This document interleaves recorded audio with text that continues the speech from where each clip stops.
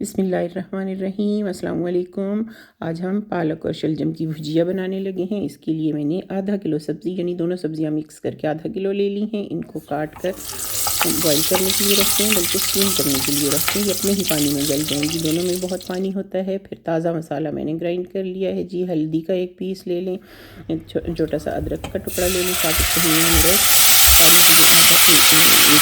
Spoon ले लिया मैंने। इनको पानी डालकर अच्छी तरह से ग्राइंड कर लें और गोल्ड ब्राउन हो जाए जब लहसुन, तो उसमें डालकर भून लें मसाले को। टमाटर वगैरह कुछ नहीं जाएगा इसमें, शलजम के साथ इतना अच्छा नहीं लगता इनका कॉम्बिनेशन टमाटर का, तो मैं नहीं डाल रही। आप चाहे तो डाल भी सकते हैं अगर आपको पसंद है तो।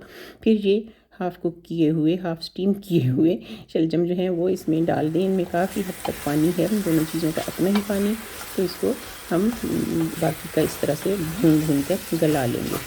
मसाले में डाल दें और अच्छी तरह से भूनें इसको। इसमें थोड़ी सी गार्निशिंग के लिए मैंने रेड पेपरिका डाल दी थी, खूबसूरत लग रही है। ग्रीन भी डाल सकते हैं और रेड भी डाल सकते हैं, जो आपको पसंद हो डाल लें।